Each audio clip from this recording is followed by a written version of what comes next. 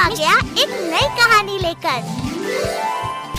एक दिन सुरेश देर रात वीरान हाईवे से गुजर रहा था।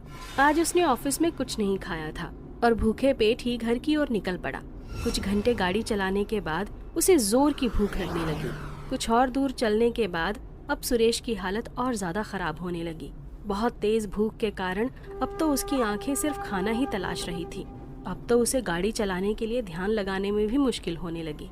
फिर उसने गूगल मैप खोला और होटल, ढाबा सब खोज लिया, मगर 15 किलोमीटर से पहले कुछ भी नहीं था।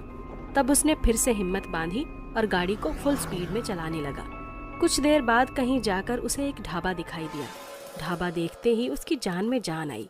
ढाबे पर पहुंचते ही ढाबे का मालिक बोला, आइए आइए साहब, बताइए क्या खाएंगे? मटर पनीर, छोले भटूरे, दाल चावल, पूड़ी कचौड़ी या मस्त लस्सी लेकर आऊं? चाचा जी बस खाना दे दो, जो सबसे अच्छा बना हो। और फिर ढाबा मालिक ने नौकर को खाना परोसने को भेजा। नौकर खाना लेकर गया, सुरेश के सामने खाना रखा और वापस जाने लगा कि तभी सुरेश ने उसे आवाज दी, अरे सुनो वेटर, पानी भी दे जाना यार।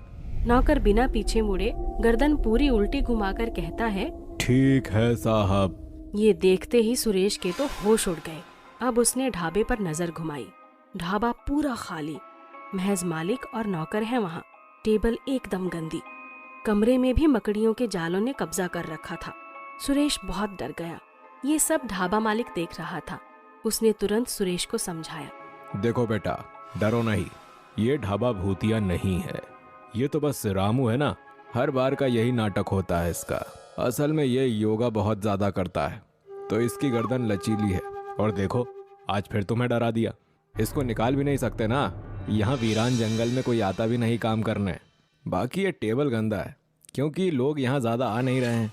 हालांकि लोग कहते ज़रूर हैं कि इस रास्ते पर होटल और ढाबा बहुत चलता है, मगर असल में लोग यहाँ आते ही नहीं।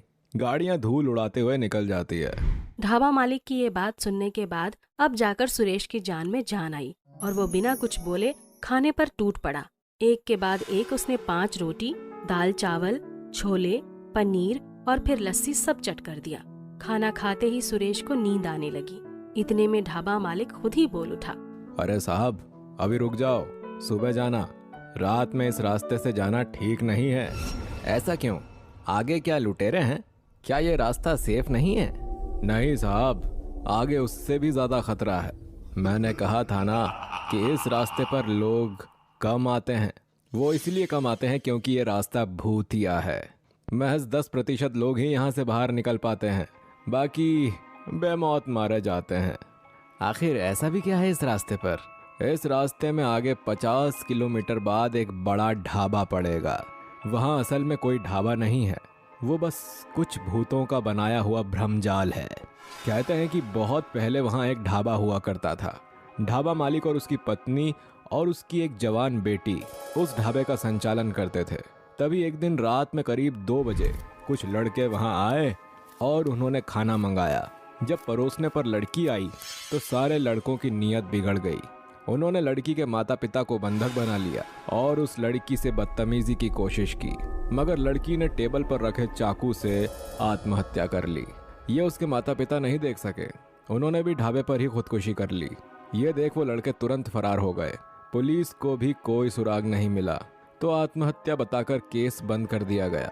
तब से आज तक उस ढाबे में रोज रात वो लड़की और उसके माता पिता उन लड़कों का इंतजार कर रहे हैं और हर लड़के को रोककर वो उस ढाबे में ले जाते हैं और उन्हें वहीं उसी चाकू से मार देते हैं। फिर ढाबे के पीछे वाले कुएं में डाल देते हैं।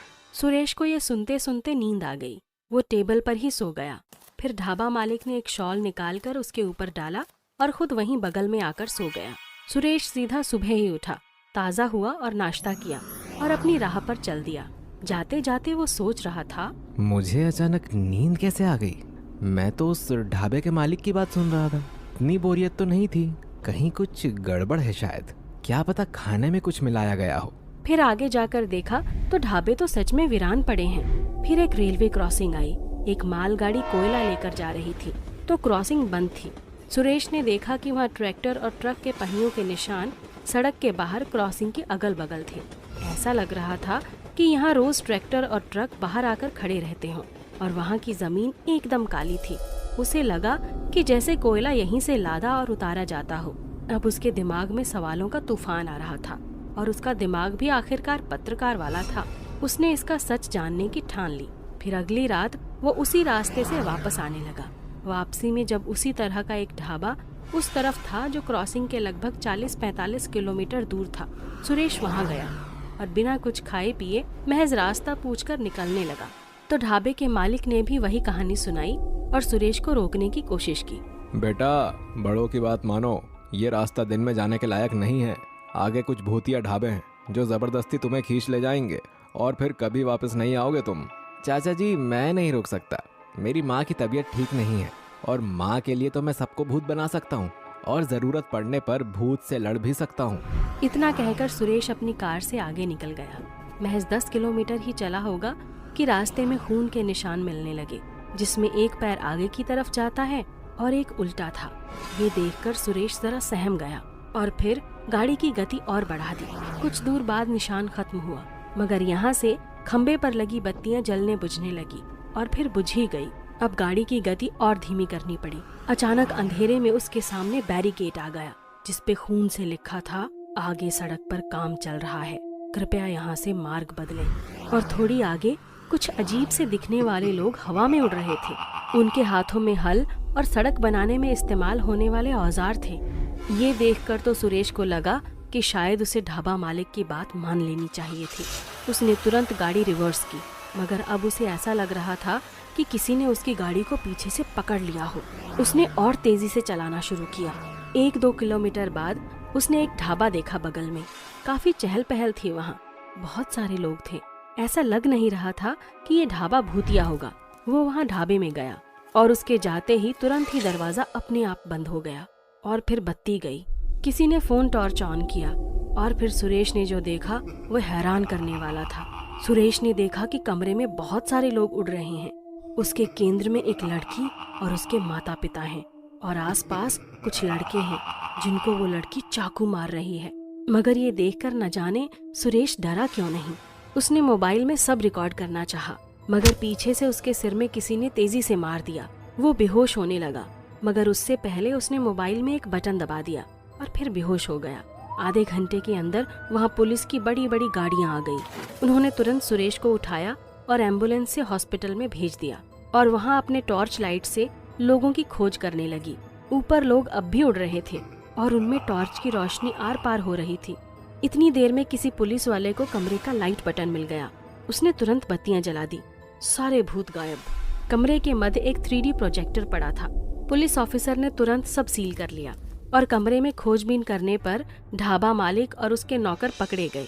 उनके पास से कुछ शमशान से लाए हुए कंकाल और खोपड़ियां भी बरामद हुई।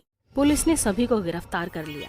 अगले दिन सुबह अस्पताल में सुरेश को मीडिया वालों के कैमरे ने घेर रखा था। एक ने सवाल किया, सर, आपको कैसे पता चला कि ये स्कैम चल रहा है? आपने कैसे इसका पर्दाफाश किया? जब मैंने उस दिन वो मालगाड़ी देखी थी तो तभी मुझे समझ में आ गया था। फिर मैंने अपने मित्र रमेश से बोला, वो पुलिस में बड़ा ऑफिसर है।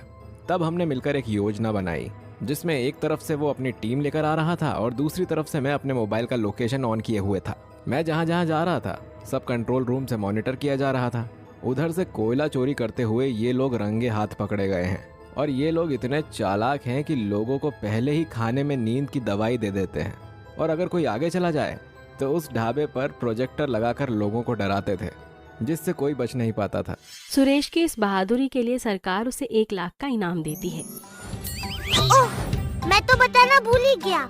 ये कहानी आपको अच्छी लगी तो वीडियो को लाइक, कमेंट और शेयर कर दो। अच्छा, फिर आऊँगा एक नई कहानी के साथ।